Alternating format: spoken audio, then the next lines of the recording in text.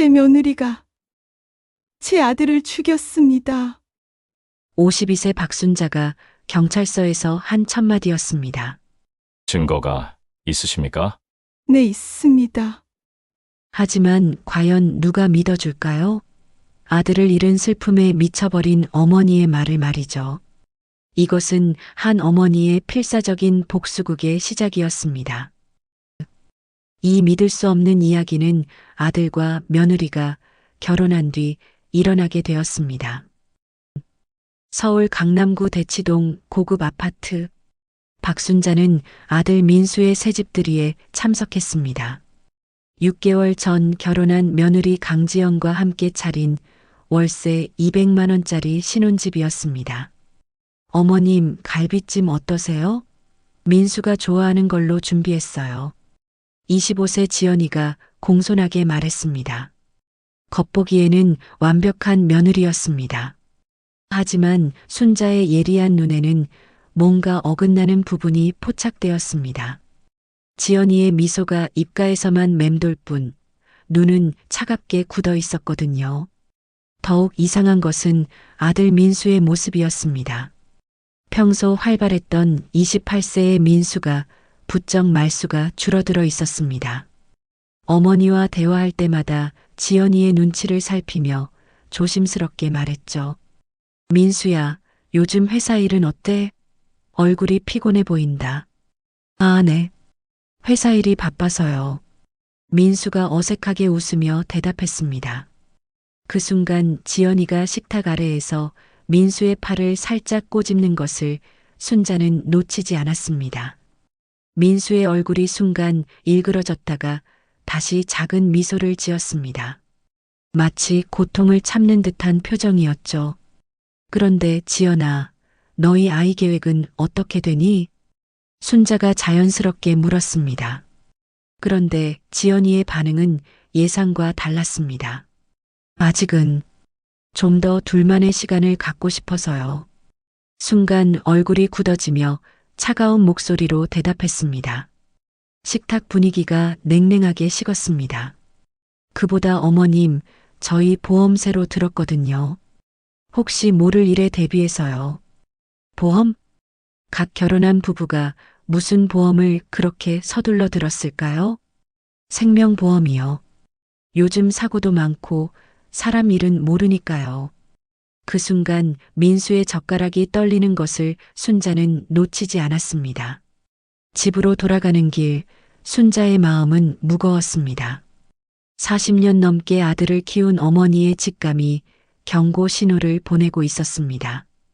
그날 밤 순자는 잠을 이루지 못했습니다. 지연이의 차가운 눈빛, 민수의 어색한 미소, 그리고 보험이라는 단어가 던져졌을 때의 어색한 침묵. 내가 괜히 예민한 걸까? 하지만 가슴 깊은 곳에서 올라오는 불안감을 지울 수는 없었습니다.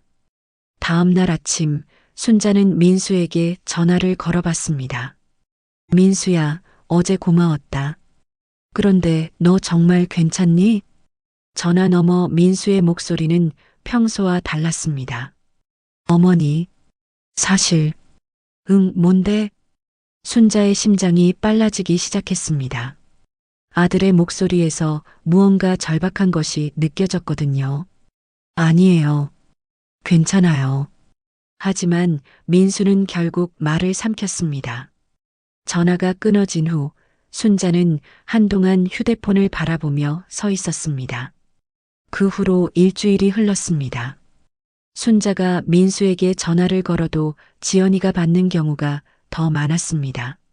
어머님, 민수는 회사에 나갔어요. 요즘 정말 바빠서요. 지연이의 대답은 항상 똑같았지만 그 목소리에서는 어머니를 멀리하려는 의도가 느껴졌습니다. 그러던 어느 일요일 오후였습니다. 순자는 마트에서 장을 보고 집으로 돌아가는 길에 놀라운 광경을 목격했습니다.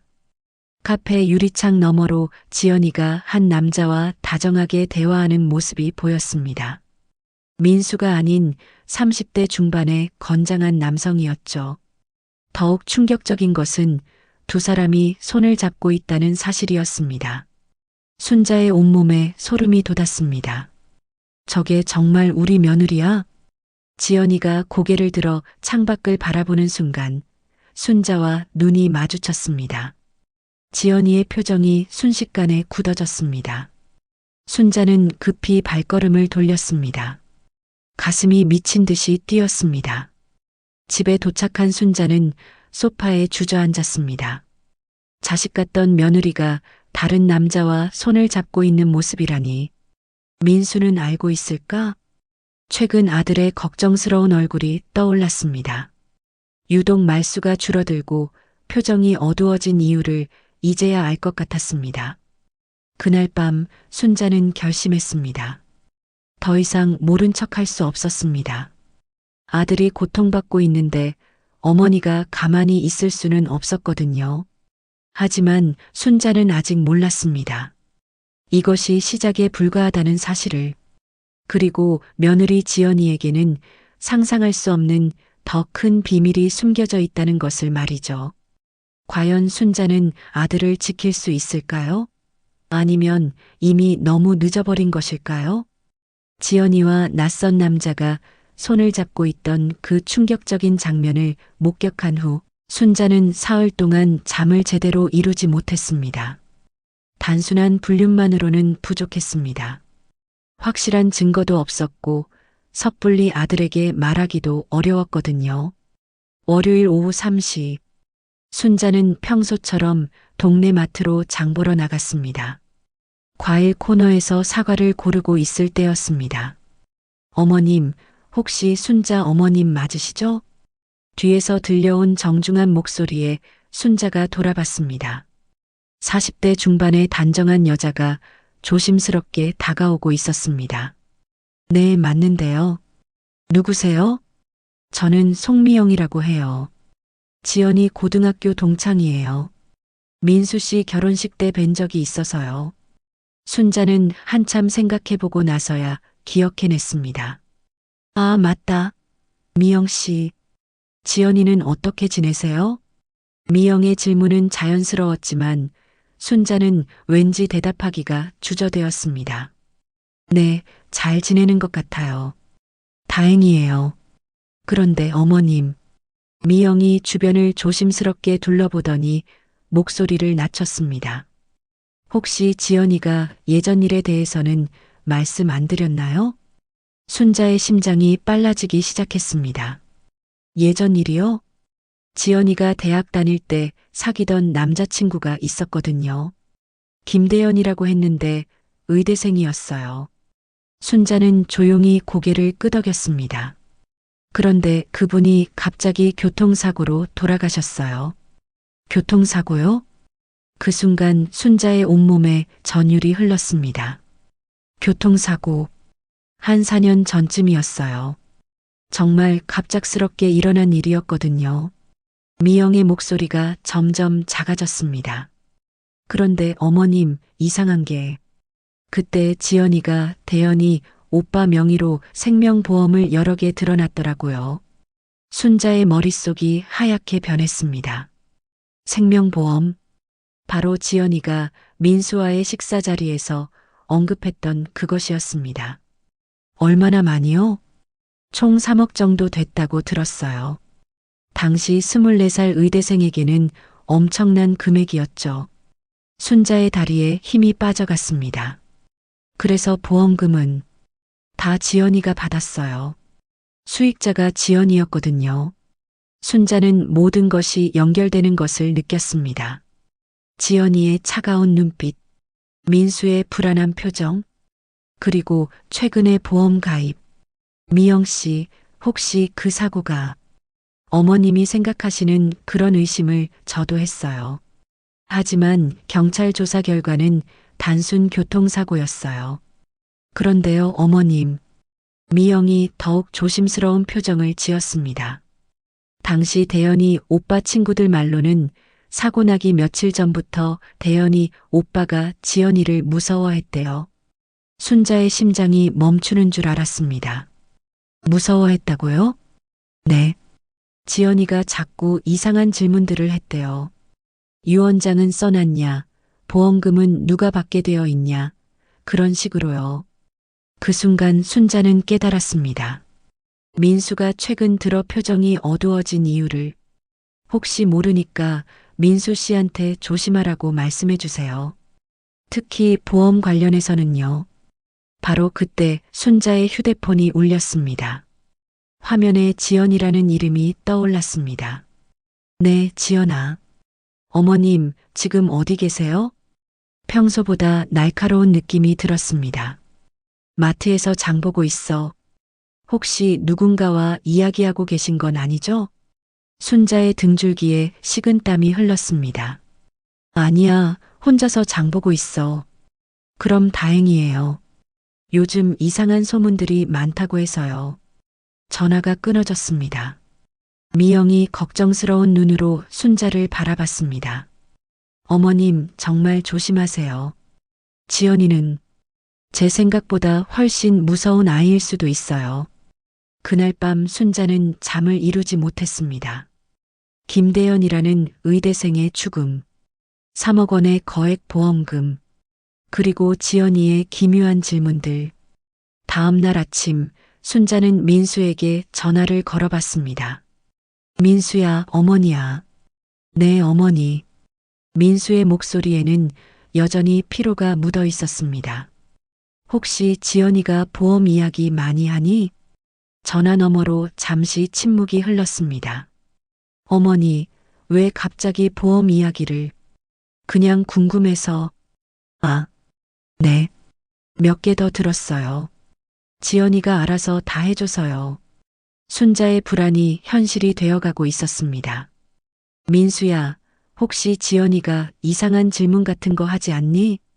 유언장이라든지 그런 무거운 이야기들. 또다시 긴 침묵. 그리고 민수의 떨리는 목소리. 어머니, 사실 최근에 바로 그때 전화기 너머로 지연이의 목소리가 들렸습니다. 여보, 누구랑 통화해? 아, 어머니랑요. 어머님? 제가 바꿔드릴게요. 지연이가 전화를 받았습니다. 어머님, 안녕하세요. 민수가 요즘 너무 피곤해해서 일찍 쉬게 하려고요. 지연아, 잠깐만. 하지만 전화는 이미 끊어져 있었습니다. 순자는 깨달았습니다. 아들이 뭔가 중요한 말을 하려다가 지연이 때문에 말하지 못했다는 것을, 그리고 민수가 정말로 위험에 처해 있을지도 모른다는 사실을. 그날 밤 순자는 결심했습니다. 더 이상 가만히 있을 수는 없었습니다. 하지만 순자는 몰랐습니다. 이미 모든 계획이 진행되고 있다는 것을, 그리고 시간이 얼마 남지 않았다는 사실을 말이죠. 과연 순자는 아들을 구할 수 있을까요? 아니면 김대현처럼 민수도 또 다른 사고의 희생양이 되고 말 것일까요? 순자가 미영으로부터 충격적인 진실을 들은 지 이틀 후, 화요일 밤 10일씨였습니다. 민수는 평소보다 늦게 집에 돌아왔습니다. 회사에서 야근을 했다고 했지만 얼굴에는 깊은 피로와 함께 뭔가 다른 감정이 서려 있었습니다. 두려움이었을까요? 아니면 절망이었을까요? 여보, 저녁은? 지연이가 소파에서 일어나며 평소와 다름없이 물었습니다. 하지만 그 목소리에는 미묘한 차가움이 섞여 있었습니다. 회사에서 먹었어. 민수가 짧게 대답하고는 바로 침실로 향했습니다. 지연이는 그런 남편의 뒷모습을 차갑게 바라보고 있었습니다. 침실에서 민수는 조용히 휴대폰을 꺼냈습니다. 어머니에게 전화를 걸고 싶었지만 벽 너머에서 들려오는 지연이의 발소리 때문에 망설여졌습니다. 대신 문자 메시지를 보내기로 했습니다. 어머니, 나 뭔가 이상해. 지연이가 무서워. 하지만 전송 버튼을 누르기 직전 문자를 모두 지웠습니다. 어머니를 걱정시키고 싶지 않았거든요. 그리고 혹시 지연이가 휴대폰을 확인할까봐 두려웠습니다. 대신 민수는 녹음 기능을 켰습니다. 만약에 모를 일에 대비해서 뭔가 증거를 남겨두고 싶었습니다. 오늘은 2024년 10월 15일이야. 나는 박민수. 만약 나한테 무슨 일이 생기면 민수의 목소리가 떨렸습니다. 지연이를 조심해. 지연이가 이상해. 자꾸 보험 이야기를 하고 내가 언제 죽을 것 같냐고 묻고 그리고 그 남자. 바로 그때 침실 문이 열렸습니다. 여보, 뭐해? 지연이가 들어왔습니다. 민수는 급히 휴대폰을 숨겼습니다. 아무것도 안 해. 휴대폰으로 뭘 하고 있었어?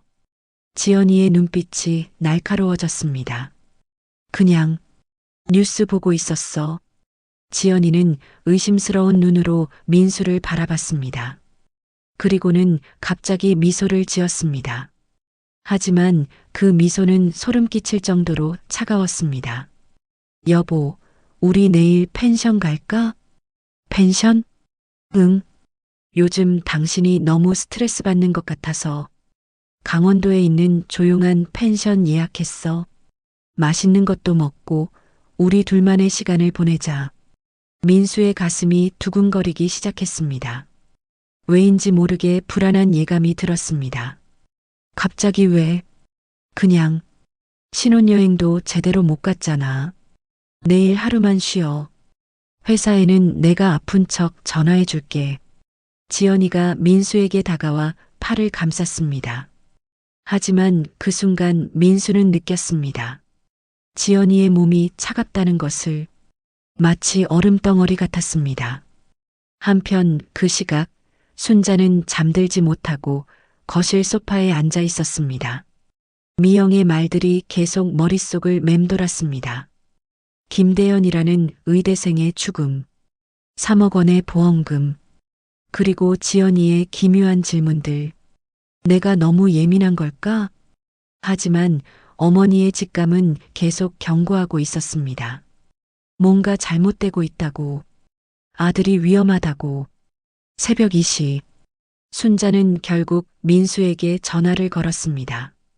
하지만 전화는 받지 않았습니다. 한 번, 두 번, 세 번, 모두 받지 않았습니다. 이상해. 민수가 왜 전화를 안 받지? 불안이 더욱 커졌습니다. 순자는 문자를 보내봤습니다. 민수야, 괜찮니? 전화 좀 받아. 하지만 답장은 오지 않았습니다. 다음 날 수요일 오전 10시, 지연이와 민수는 차를 타고 강원도 산속 펜션으로 향했습니다. 평소 같으면 즐거운 드라이브였겠지만 민수의 마음은 무겁기만 했습니다. 여보, 왜 그렇게 우울해? 지연이가 운전하면서 물었습니다. 평소에는 민수가 운전했는데 오늘은 지연이가 하겠다고 했습니다. 아니야. 그냥 피곤해서 오늘 하루만 즐겁게 보내자. 응? 지연이의 목소리는 달콤했습니다. 하지만 민수에게는 어딘가 섬뜩한 느낌이 들었습니다. 차는 점점 산길로 올라갔습니다. 사람들이 거의 다니지 않는 외진 길이었습니다. 민수는 왜 지연이가 이런 곳에 펜션을 예약했는지 의아했습니다. 지연아, 여기 어디야? 너무 외지잖아. 괜찮아. 인터넷에서 평점 좋았어. 조용하고 경치도 좋다고 하던데. 하지만 민수는 점점 불안해졌습니다. 휴대폰을 확인해 보니 신호도 제대로 잡히지 않았습니다. 오후 1시경, 차는 산 중턱에 위치한 작은 펜션에 도착했습니다. 정말 조용한 곳이었습니다. 다른 손님은 보이지 않았고 주인 부부만이 반겨주었습니다. 어서 오세요. 신혼 부부시네요? 네, 맞아요. 지연이가 밝게 대답했습니다. 하지만 민수는 왠지 모를 소름이 돋았습니다. 체크인을 마치고 방에 도착한 후 지연이가 말했습니다. 여보, 우리 저녁에 맛있는 고기 먹자. 고기 좀 사와줘. 지금? 응. 나는 점심 준비하고 있을게. 아까 오다가 보니까 정육점 있더라. 걸어서 갔다 와. 민수는 망설였습니다. 뭔가 이상한 느낌이 들었거든요. 같이 가자. 아니야. 나는 준비할 게 많아.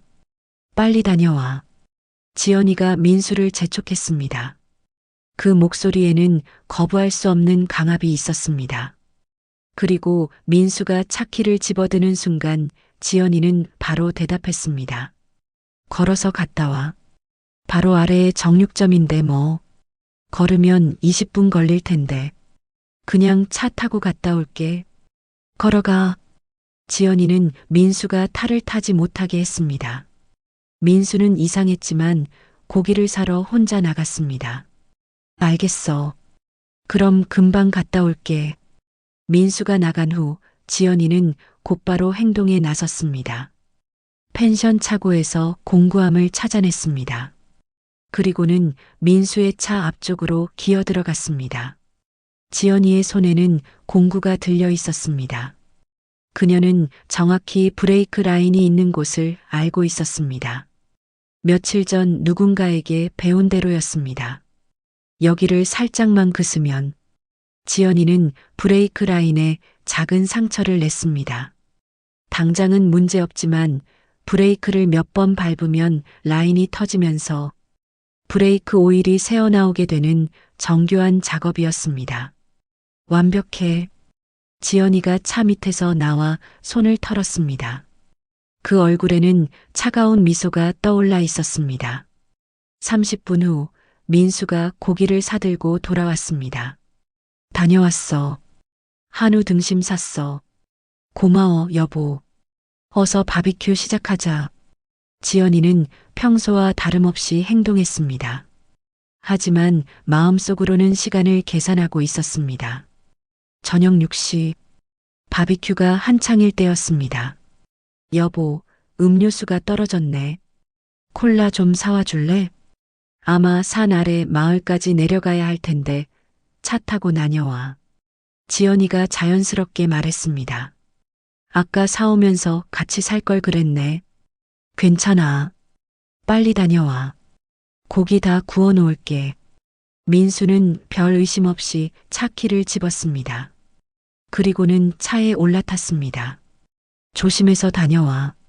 지연이가 손을 흔들며 배웅했습니다. 하지만 그 눈빛은 차갑기만 했습니다. 민수의 차가 펜션을 떠나 산길로 접어들었습니다. 구불구불한 내리막길이었습니다. 처음에는 괜찮았습니다. 하지만 첫 번째 커브에서 브레이크를 밟았을 때 뭔가 이상함을 느꼈습니다. 브레이크가 좀 이상한데? 두 번째 커브. 이번에는 브레이크를 더 세게 밟아야 했습니다. 세 번째 커브. 민수의 얼굴이 창백해졌습니다. 브레이크가 제대로 작동하지 않았습니다. 이상해. 이상하다고. 민수는 급히 사이드 브레이크를 잡았습니다. 하지만 속도는 계속 붙었습니다. 네 번째 커브에서 민수는 깨달았습니다. 브레이크가 완전히 고장났다는 것을, 그리고 이것이 단순한 고장이 아닐 수도 있다는 것을. 지연이가 설마. 하지만 생각할 시간은 없었습니다. 차는 이미 통제 불능 상태였습니다. 마지막 커브에서 민수는 간신히 휴대폰을 꺼내 119에 신고했습니다. 도와주세요. 브레이크가 고장났어요. 강원도 산길에서. 하지만 휴대폰 신호가 약해서 제대로 통화가 되지 않았습니다. 그 순간이었습니다. 차가 가드레일을 들이받으며 낭떠러지로 굴러떨어진 것은, 한편 펜션에서는 지연이가 혼자서 고기를 구우며 시계를 보고 있었습니다. 이제 슬슬 7시 30분. 지연이는 연기를 시작했습니다. 여보, 왜 이렇게 안 와? 펜션 주인에게 다가가서 걱정스러운 표정을 지었습니다. 남편이 콜라 사러 갔는데 너무 늦네요. 혹시 뭔 일이? 아, 그러게요. 마을까지는 30분이면 충분한데. 주인도 걱정스러운 표정을 지었습니다. 80. 지연이는 더욱 불안한 연기를 했습니다. 뭔가 잘못됐나 봐요. 경찰에 신고해야겠어요. 그리고는 119에 신고 전화를 걸었습니다. 여보세요? 119입니까? 제 남편이 사라졌어요. 콜라 사러 간다고 나간 지 2시간이 됐는데 신고를 받은 119는 곧바로 수색에 나섰습니다. 그리고 1시간 후 산 아래 계곡에서 전복된 차량을 발견했습니다. 민수는 이미 숨져 있었습니다. 새벽 3시 17분 서울에 있던 순자의 휴대폰이 울렸습니다. 여보세요? 어머님, 큰일 났어요.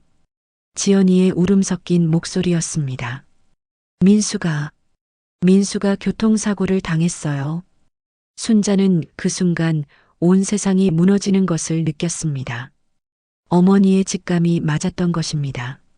하지만 이미 너무 늦었습니다. 지금 어디야? 강원도 산길에서 브레이크가 고장나서 계곡으로.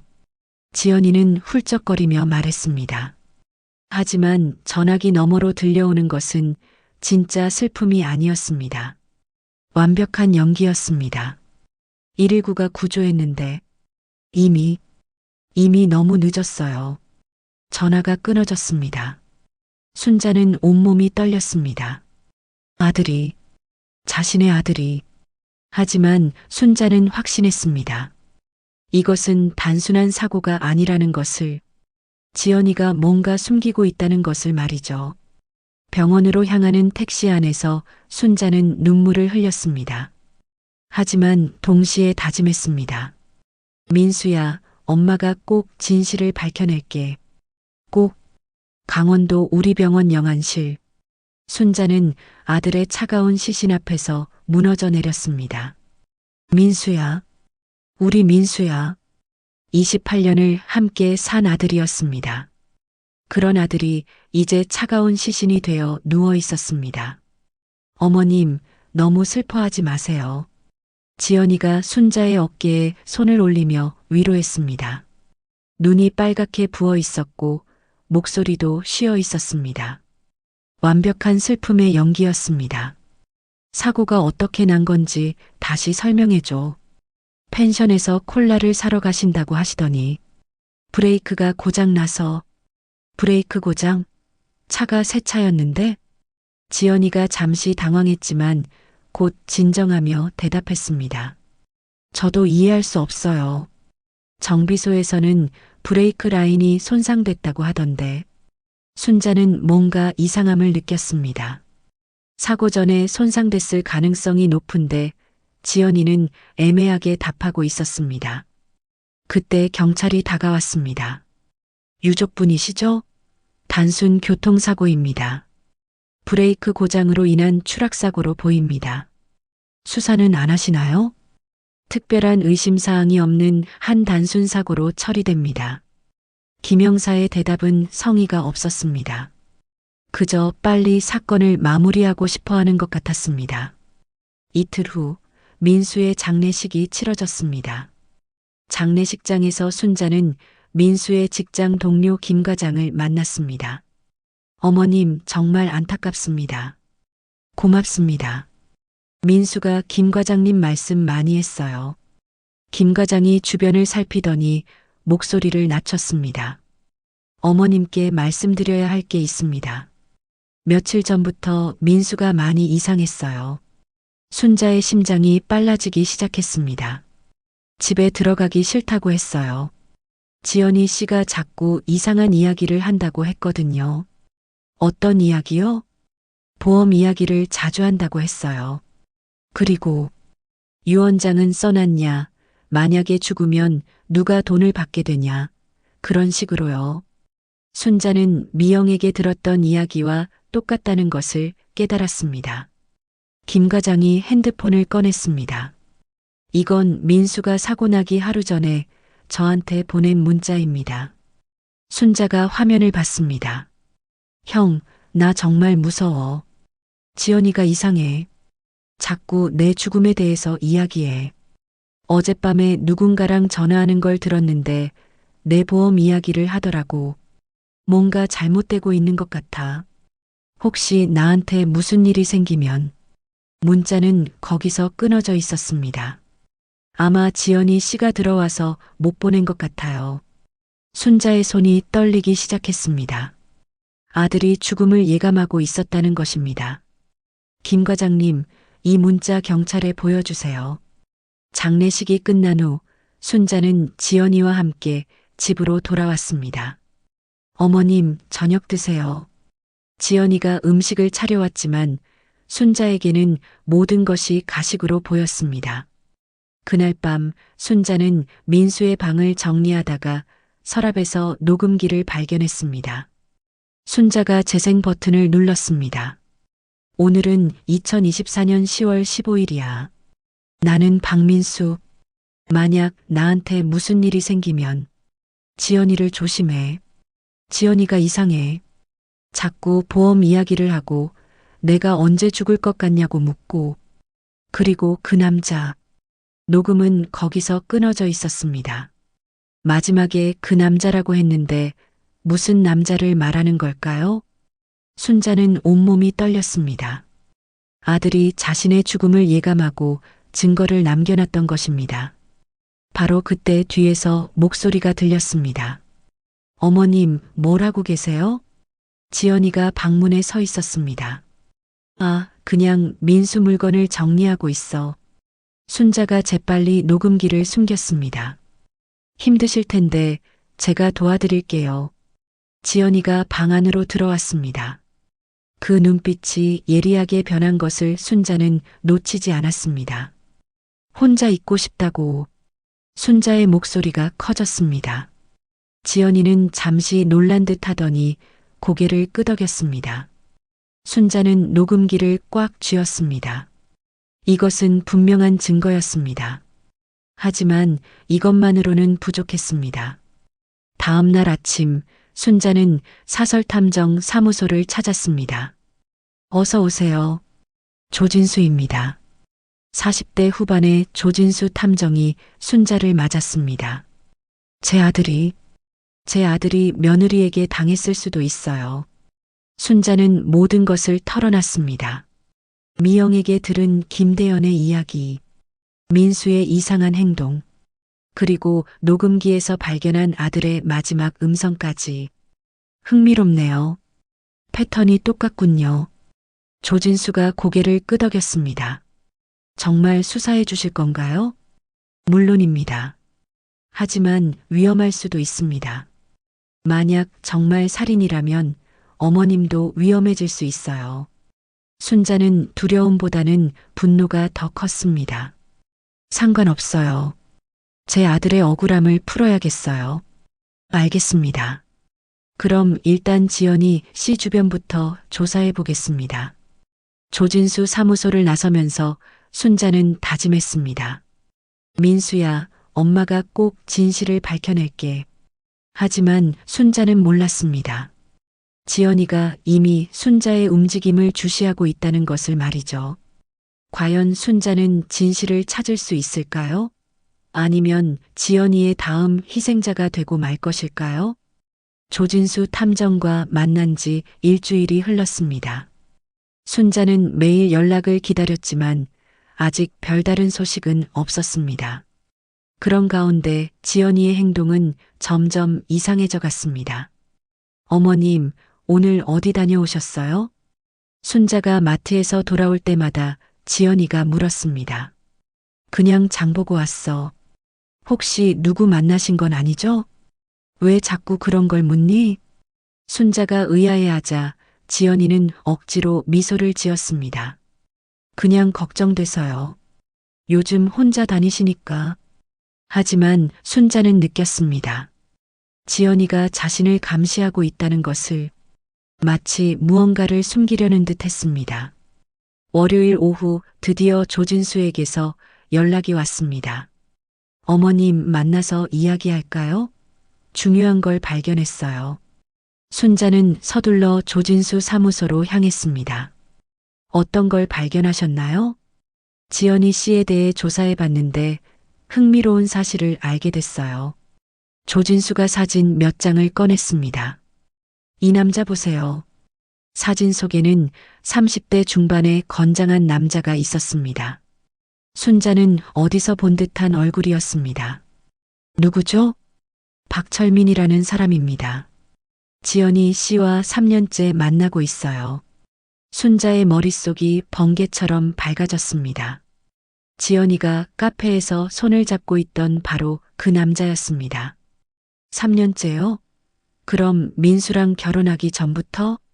네, 맞습니다. 그리고 더 충격적인 사실이 있어요. 조진수가 또 다른 자료를 꺼냈습니다. 이 남자 자동차 정비소에서 일해요. 특히 브레이크 시스템 전문가거든요. 순자의 온몸에 소름이 돋았습니다. 브레이크 전문가라고요? 그럼 혹시 민수 씨 차 브레이크 조작 방법을 알려준 사람이 이 남자일 가능성이 높아요. 순자는 의자에 주저앉았습니다. 모든 퍼즐이 맞춰지기 시작했습니다. 더 있어요. 김대현 씨 사건 때도 박철민이 지연이 씨 주변에 있었어요. 뭐라고요? 4년 전 당시 박철민의 행적을 조사해 봤더니 김대현 씨 사고 직전에 그 근처 정비소에서 일했었어요. 순자는 충격을 받았습니다. 지연이는 혼자가 아니었던 것입니다. 박철민이라는 공범이 있었던 것이죠. 어머님, 이제 경찰에 신고해야 합니다. 이 정도면 충분한 의혹이에요. 하지만 순자는 고개를 저었습니다. 아직 부족해요. 확실한 증거가 있어야 해요. 너무 위험합니다. 이 사람들이 어머님을 없애려고 할 수도 있어요. 조진수의 경고에도 순자는 굽히지 않았습니다. 괜찮아요. 더 확실한 증거를 잡아야 해요. 그날 저녁 순자는 집으로 돌아왔습니다. 지연이는 평소와 다름없이 저녁을 차려놓고 있었습니다. 어머님, 어디 다녀오셨어요? 연락도 안 되고. 미안해. 친구 만나고 왔어. 순자가 자연스럽게 거짓말을 했습니다. 어떤 친구세요? 지연이의 질문이 계속됐습니다. 그냥 오래된 친구야. 하지만 지연이는 쉽게 물러서지 않았습니다. 혹시 민수 일로 누구 만나신 건 아니죠? 순자는 깜짝 놀랐습니다. 지연이가 눈치챈 것일까요? 무슨 소리야? 그냥 요즘 어머님이 뭔가 다른 일 하시는 것 같아서요. 그 순간 순자는 확신했습니다. 지연이가 자신을 의심하고 있다는 것을. 지연아, 나는 그냥 슬픔을 달래려고 친구들을 만나는 거야. 아, 그러시는군요. 이해해요. 지연이는 미소를 지었지만 그 눈빛은 차가웠습니다. 그날 밤 순자는 잠들지 못하고 계속 생각했습니다. 어떻게 하면 지연이와 박철민의 관계를 증명할 수 있을까요?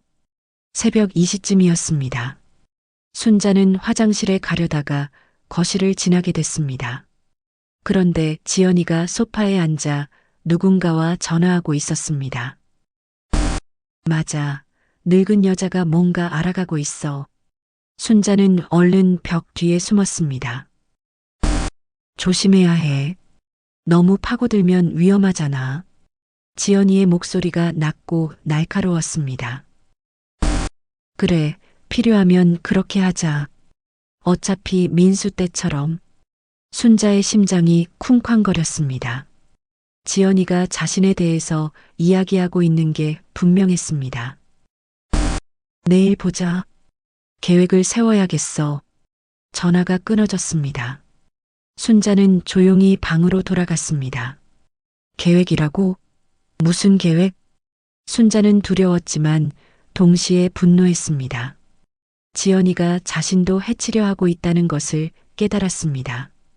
다음 날 아침 순자는 일찍 일어나 지연이의 행동을 관찰했습니다. 어머님, 저 잠깐 나갔다 올게요. 지연이가 서둘러 외출 준비를 했습니다. 어디 가니? 친구 만나고 올게요. 지연이가 나간 후 순자는 재빨리 조진수에게 연락했습니다. 지금 지연이가 나갔어요. 미행해 주실 수 있나요? 알겠습니다. 어디로 갔는지 확인해 보겠어요. 1시간 후 조진수에게서 연락이 왔습니다. 어머님, 큰일입니다. 지연이 씨가 박철민과 만났어요. 어디서요? 외진 모텔에서요. 그리고 제가 들었는데 어머님에 대한 이야기를 하고 있어요. 순자의 등골이 서늘해졌습니다. 뭐라고 하던가요? 늙은 여자가 너무 파고든다. 위험해졌다. 처리해야겠다. 그런 식으로 이야기하더군요. 순자는 온몸이 떨렸습니다. 정말로 자신을 제거하려 하고 있었던 것입니다. 어머님, 지금 당장 피해야 해요. 정말 위험합니다. 아니요. 이번 기회에 확실한 증거를 잡겠어요. 너무 위험해요. 하지만 순자의 결심은 확고했습니다. 조진수 씨, 녹음 장비 같은 거 있나요? 네, 있긴 하지만 그걸 빌려주세요. 지연이 대화를 녹음하겠어요. 정말 위험한 일이에요. 들키면 어떻게 하실 거예요? 순자는 잠시 생각했습니다. 정말 위험한 일이었습니다. 하지만 이대로 물러설 수는 없었습니다. 민수를 위해서라도 해야 해요. 그날 저녁 순자는 작은 녹음기를 5단에 숨기고 지연이를 기다렸습니다. 지연이가 돌아왔을 때 평소와 달리 표정이 어두웠습니다. 지연아, 무슨 일 있었니? 표정이 안 좋네. 아무것도 아니에요. 지연이의 대답이 차가웠습니다. 혹시 나 때문이니? 순자가 일부러 유도했습니다. 무슨 소리예요? 요즘 내가 이상한 짓을 하는 것 같다고 생각하는 것 같은데. 지연이의 눈빛이 날카로워졌습니다. 어머님이 무슨 이상한 짓을 하신다는 거예요? 나도 잘 모르겠어. 하지만 내가 나를 의심하는 것 같아서. 의심요? 지연이가 소파에 앉았습니다. 순자도 맞은편에 앉았습니다. 지연아, 솔직히 말해봐. 민수 죽음에 대해서 뭔가 숨기고 있는 거 아니니? 순자가 직접적으로 물었습니다. 지연이의 얼굴이 순간 굳어졌습니다. 무슨 말씀이세요? 브레이크 고장이 정말 우연이었을까? 어머님, 갑자기 왜 이런 말씀을? 누군가가 고의로 브레이크를 조작한 건 아닐까? 지연이가 벌떡 일어났습니다. 어머님, 지금 저를 의심하시는 거예요? 그럼 아니라고 확실히 말할 수 있니? 그 순간 지연이의 표정이 완전히 바뀌었습니다. 더 이상 슬픈 며느리의 얼굴이 아니었습니다. 어머님이 뭘 알고 계시는지는 모르겠지만 지연이의 목소리가 차갑게 변했습니다. 너무 깊이 파지 마세요. 위험할 수 있어요. 순자의 온몸에 소름이 돋았습니다. 지연이가 드디어 본색을 드러내기 시작했습니다. 위험하다니 무슨 뜻이야? 그냥 슬픔에 너무 빠져서 이상한 생각하지 마시라는 뜻이에요. 하지만 지연이의 눈빛은 명확한 위협을 담고 있었습니다. 그 순간 순자는 깨달았습니다. 지연이가 정말로 자신을 다음 타겟으로 삼고 있다는 것을. 과연 순자는 이 위험한 게임에서 살아남을 수 있을까요? 그리고 지연이의 진짜 정체를 세상에 밝힐 수 있을까요? 지연이와의 긴장 어린 대화가 끝난 다음 날, 순자는 조진수에게서 박철민에 대한 결정적인 정보를 얻었습니다. 하지만 집으로 돌아와서는 이상한 기운을 느꼈습니다. 어머님, 어디 다녀오셨어요? 지연이의 질문이 평소보다 더 날카로웠습니다. 은행 갔다 왔어. 은행에서 오래 계셨네요. 3시간이나요. 순자는 깜짝 놀랐습니다. 지연이가 자신의 외출 시간을 정확히 재고 있었던 것입니다. 이틀 후 순자는 동네 마트에서 이상한 시선들을 느꼈습니다. 순자 씨, 요즘 어떠세요? 단골 마트 사장이 조심스럽게 물었습니다. 괜찮아요. 왜요? 지연이 씨가 그러는데 많이 힘드시다고 하더라고요. 민수 일로 너무 상심하셔서. 순자의 가슴이 답답해졌습니다. 지연이가 무슨 말을 하고 다닌 걸까요? 혹시 뭐라고 했나요? 아, 별거 아니에요. 그냥 슬픔에 너무 빠져서 이상한 생각을 하신다고 사설탐정까지 고용하셨다면서요? 순자는 온몸이 얼어붙었습니다. 지연이가 사설탐정 일까지 알고 있었던 것입니다. 누구한테 들으셨어요? 지연이 씨가 걱정돼서 상의를 했거든요. 어머님이 자기를 의심한다면서 많이 속상해 하더라고요. 집으로 돌아가는 길, 순자는 이웃들의 시선이 달라진 것을 느꼈습니다.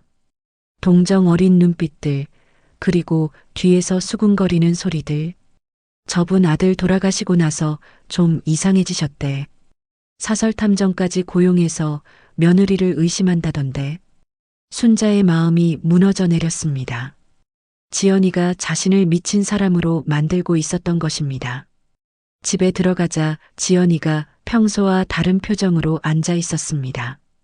어머님, 오늘 마트에서 무슨 일 있었다고 들었는데요. 무슨 일? 사장님이 전화하셨어요. 어머님이 이상한 질문들을 하셨다고요. 순자는 어이가 없었습니다. 지연이가 미리 마트 사장에게 전화를 해둔 것이었습니다.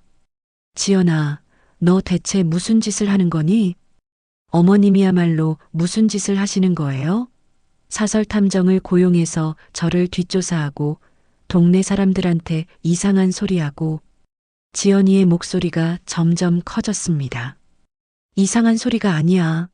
민수를 죽인 게 너라고. 그 순간 지연이가 녹음기를 꺼냈습니다. 어머님, 지금 하신 말씀 다 녹음했어요. 순자는 당황했습니다. 뭐 하는 거야? 어머님이 저를 살인자라고 하셨잖아요. 이것도 증거가 될 거예요. 무슨 증거? 어머님이 정신적으로 불안정하다는 증거요. 그날 저녁 순자의 친척들이 하나둘 찾아오기 시작했습니다.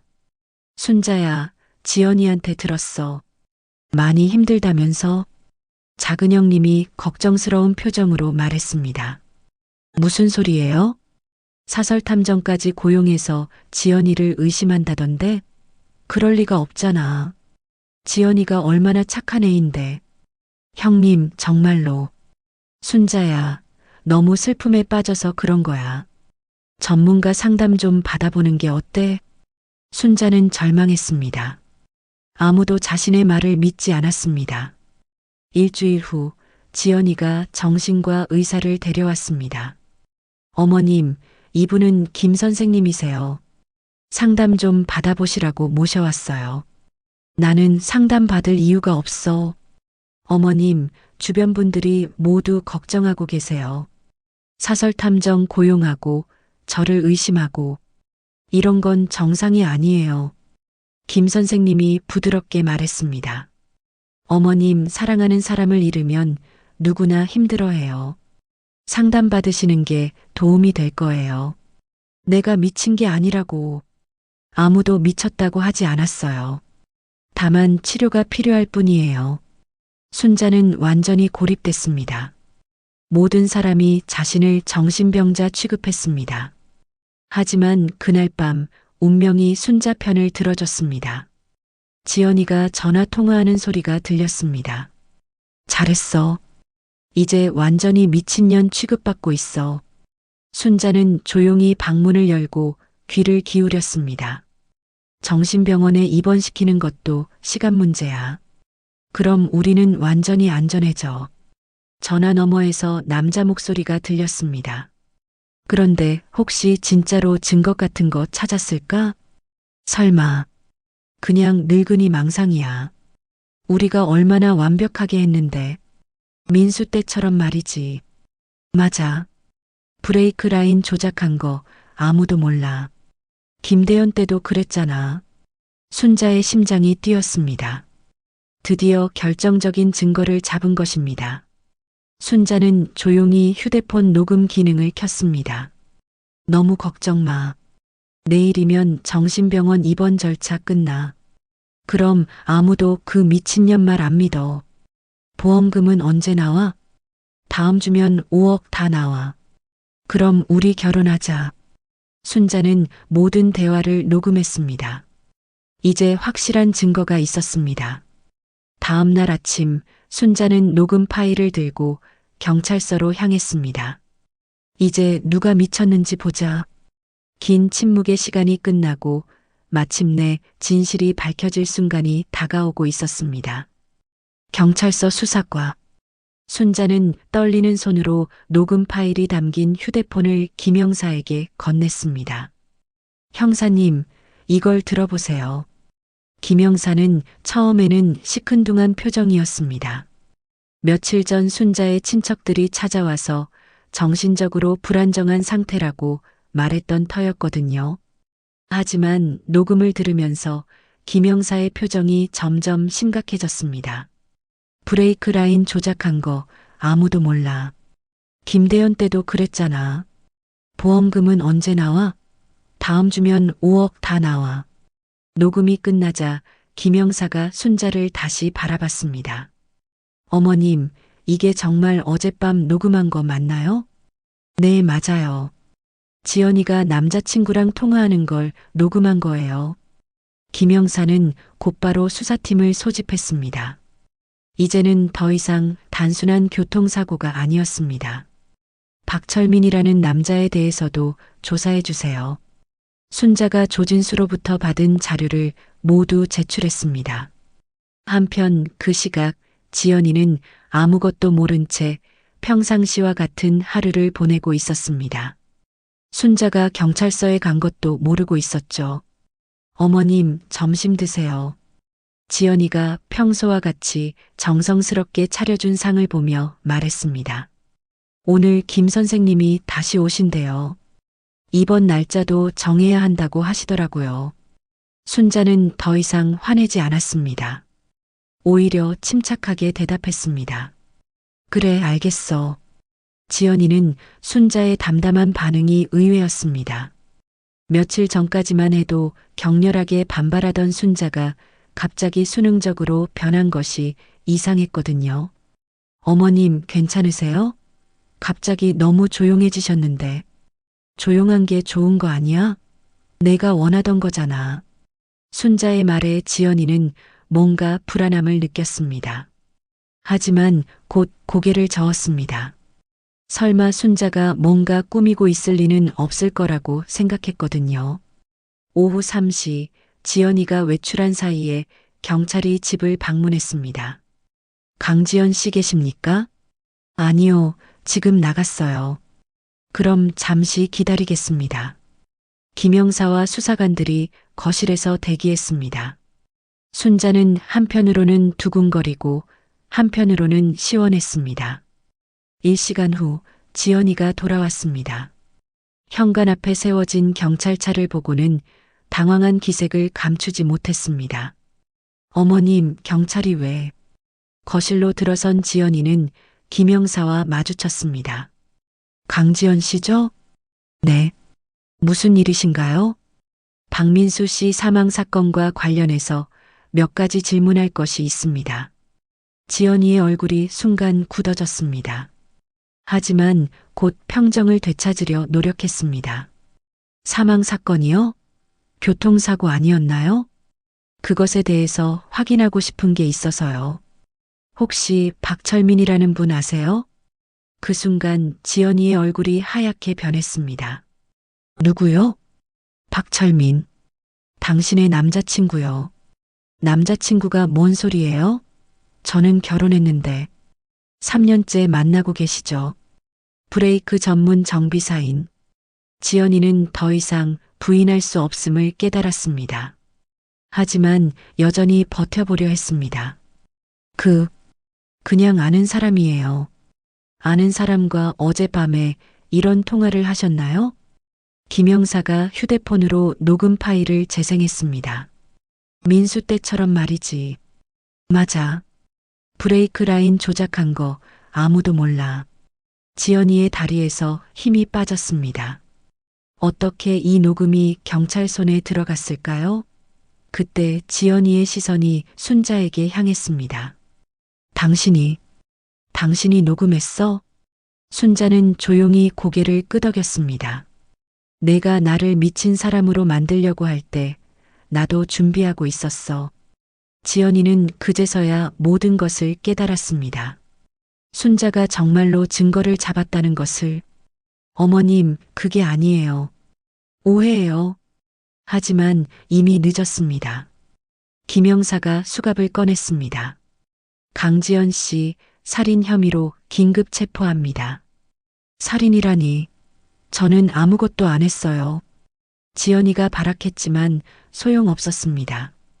묵비권을 행사할 권리가 있으며 변호사를 선임할 권리가 있습니다. 같은 시각 박철민도 자신이 일하던 정비소에서 체포됐습니다.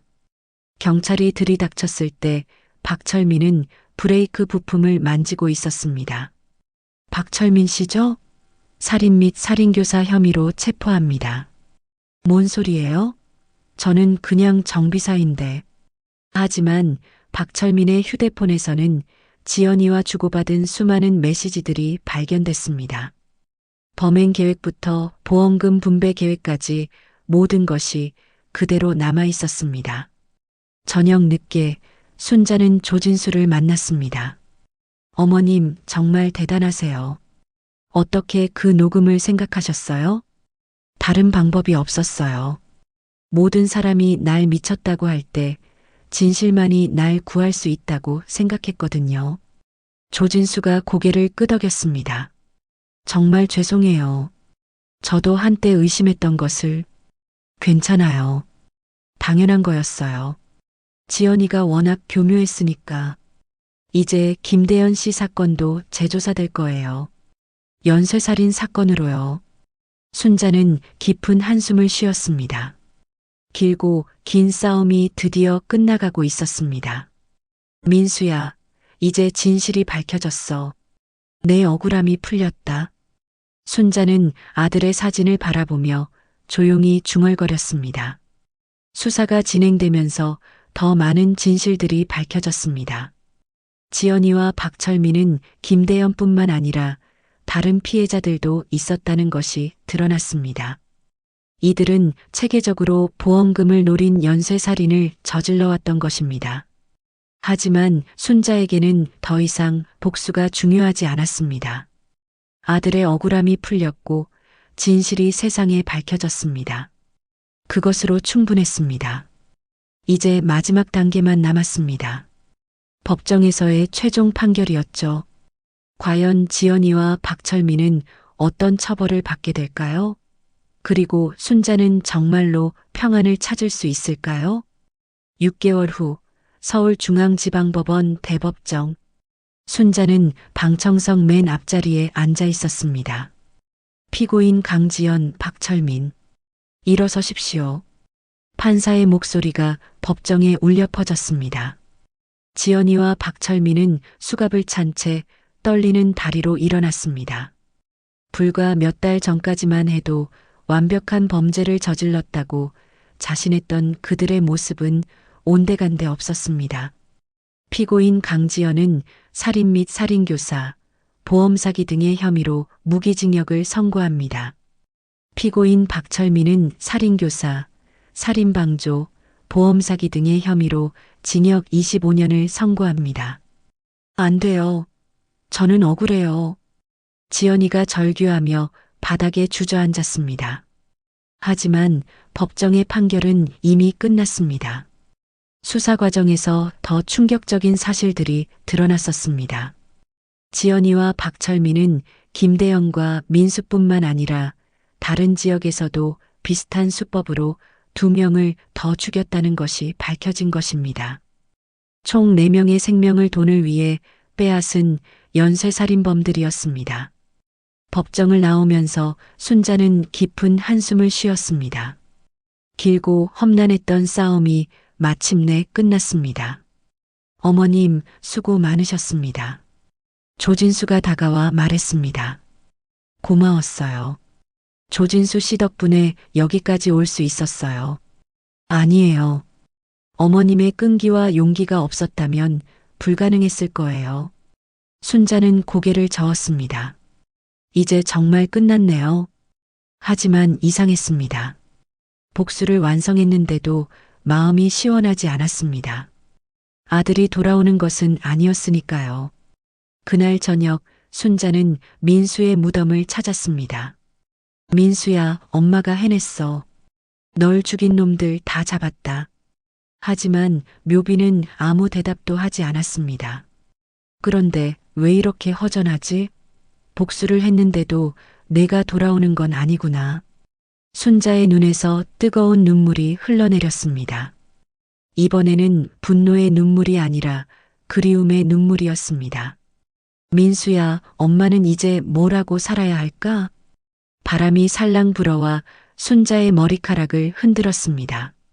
마치 민수가 대답하는 것 같았습니다. 한 달이 더 지난 어느 날 순자는 특별한 결심을 했습니다. 안녕하세요. 범죄 피해자 가족 모임에 참여하고 싶어서 왔습니다. 순자는 범죄 피해자 지원센터를 찾았습니다. 그곳에는 순자와 비슷한 아픔을 겪은 사람들이 모여 있었습니다. 저는 아들을 잃었습니다. 아내가 보험금을 노리고 죽였어요. 순자가 자신의 이야기를 들려주자 다른 참가자들이 고개를 끄덕였습니다. 저는 딸을 잃었어요. 음주운전자 때문에. 저희 부모님은 보이스피싱 사기로 돈을 잃으시고 충격으로 돌아가셨어요. 각자의 아픔을 나누면서 순자는 깨달았습니다. 자신만 고통받는 것이 아니라는 것을, 그리고 이 고통을 다른 사람들이 겪지 않도록 도울 수 있다는 것을 말이죠. 그날 저녁 순자는 다시 민수의 무덤을 찾았습니다. 엄마가 내 목까지 살아갈게. 의미 있는 일을 하면서 말이야. 바람이 또 불어왔습니다. 이번에는 따뜻한 바람이었습니다. 순자는 알았습니다. 복수는 끝이 아니라 새로운 시작이라는 것을, 그리고 사랑하는 사람을 잃은 슬픔을 다른 사람을 돕는 힘으로 바꿀 수 있다는 것을 말이죠. 민수의 죽음은 비극이었지만 그 비극을 통해 더 많은 사람들이 구원받을 수 있게 됐습니다. 그것이 진정한 승리였습니다. 복수는 끝이 아닙니다. 진짜 승리는 그 아픔을 사랑으로 바꾸는 것입니다. 순자 어머님처럼 절망을 희망으로, 분노를 사랑으로 바꿀 때 우리는 진정한 평안을 찾을 수 있습니다. 어려운 시간을 견뎌내고 계신 모든 분들에게 응원의 마음을 전합니다. 여러분도 충분히 강하고 충분히 소중한 분들입니다. 오늘 이야기가 여러분의 마음에 작은 위로가 되었다면 좋아요 버튼 한번 눌러주시고 구독으로 저희와 계속 함께 해주세요. 그리고 댓글로 여러분의 소중한 이야기도 들려주시면 정말 감사하겠습니다. 다음에도 여러분의 마음을 따뜻하게 해드릴 수 있는 이야기로 찾아뵙겠습니다. 오늘도 건강하고 행복한 하루 되세요.